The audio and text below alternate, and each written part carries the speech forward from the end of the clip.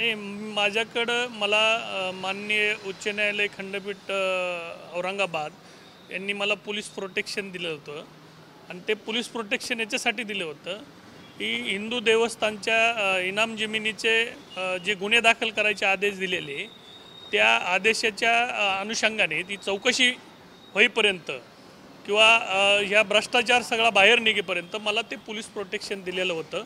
पण अचानक 11 तारखेला माननीय SP साहेबांनी मला दिलेलं पोलीस कार्ड परत बोलून घेतलं 12 वाजता आणि मला एक धक्का बसला, कारण की इथून पाठीमागं माझ्यावर जे गुन्हे दाखल झाले, माझ्यावर जे हल्ले झाले, ते हल्ले असे झाले की मी कुठला कोर्टात पाठपुरावा करणार, शासन दरबारी मी काही तक्रार करणार, अशा वेळेला माझ्यावर खोटे गुन्हे दाखल होणे, पोक्सोसारखे खोटे गुन्हे दाखल होणे, हल्ले होणे, असे प्रकार माझं प्रोटेक्शन काढले की होतात।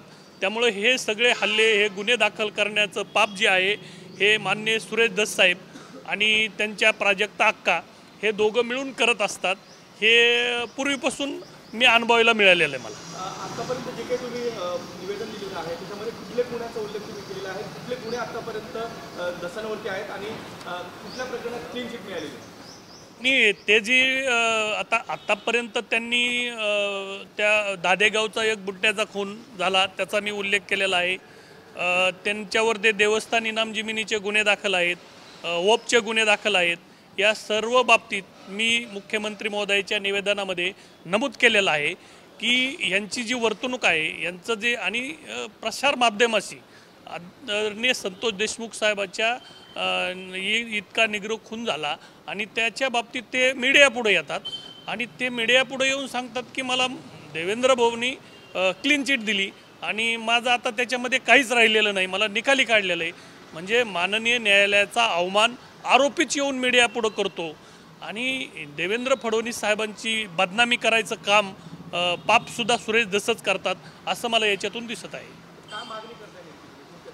नाही, माझी मागणी एक आहे की माझं पोलीस प्रोटेक्शन अचानक काढून माझ्या जीवितात जो धोका निर्माण झालेला आहे ह्यो सुरेश धस आणि त्यांच्या अक्का प्राजक्ता ताईंनीच केलेला आहे असं मला एकंदरीत दिसतंय। कारण की आत्ता मी सध्या हायकोर्टामध्ये मुंबई हायकोर्टामध्ये काही याचिका दाखल केल्यात। माझ्या हिअरिंगला आलेल्या मॉनिटर प्रकरण जे हिंदू देवस्थानचं आहे ते औरंगाबाद खंडपीठामध्ये चालू आहे आणि हे सगळं चालू असताना आता एकदम निकाली निघायच्या टायमाला अचानक माझं प्रोटेक्शन काढून घ्यायचं, पोलीस प्रशासनावर दबाव टाकायचा आणि माझ्यावर कुठंतरी हल्ला करायचा, खोटा गुन्हा दाखल करायचा, जेणेकरून मी न्यायालयापर्यंत पोहोचलो नाही पाहिजे, जेणेकरून मी त्या केसचा कुठं पाठपुरावा केला नाही पाहिजे, अशा प्रकारचं निचाड काम करायचं पाप सुरेश धस हे करू शकतात। सुरेश धसांना तुम्ही थेट आव्हान देत आहात, खरं तर त्यांनी जर हे दिलं तुम्हाला तर तुम्ही ह्या चौकशीत हे करणार का चॅलेंज करणार? नाही, मी आव्हान नाही आहे, ह्या वस्तुस्थितीवर बोलतो मी सुरेश धस सारखं कुठलं उठून जात्यात घालून दळत नाही आहे। त्यांचा तो धंदा आहे, त्यांना त्यांचा उद्देश वेगळा असतो आणि ते बोलतात वेगळं। आता आष्टी मतदारसंघामध्ये सुद्धा सौर ऊर्जाच्या प्लॅनच्या सगळ्या वर्क ऑर्डर, सगळ्या कामाचे आदेश बदलून घेतले। संतोष देशमुख साहेबाच्या खुनाचा वाहवा करायचा, इकडं तो विषयावर इमोशनल करायचं आणि तिकडं अधिकाऱ्यांना ब्लॅकमेल करून सगळे कामं सगळं ब्लॅकमेल करून खंडणी जमा करण्याचं काम सुरेश धस आणि त्यांच्या अक्का प्राजक्ता अक्का करत आहेत।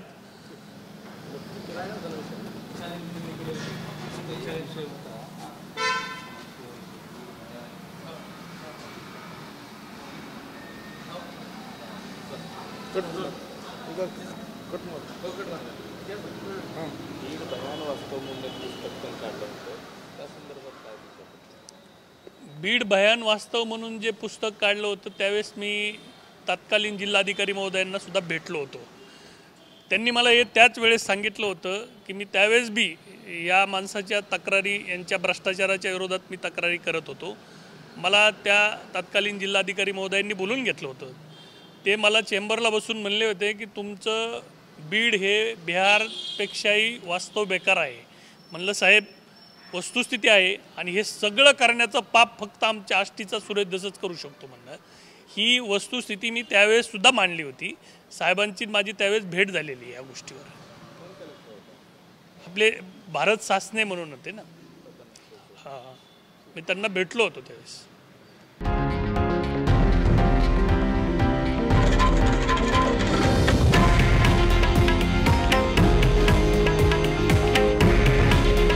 हे आहे देशातील नंबर 1 न्यूज नेटवर्क आणि आपण पाहत आहात TV9 मराठी. काळजी तुमची, हित महाराष्ट्राचं.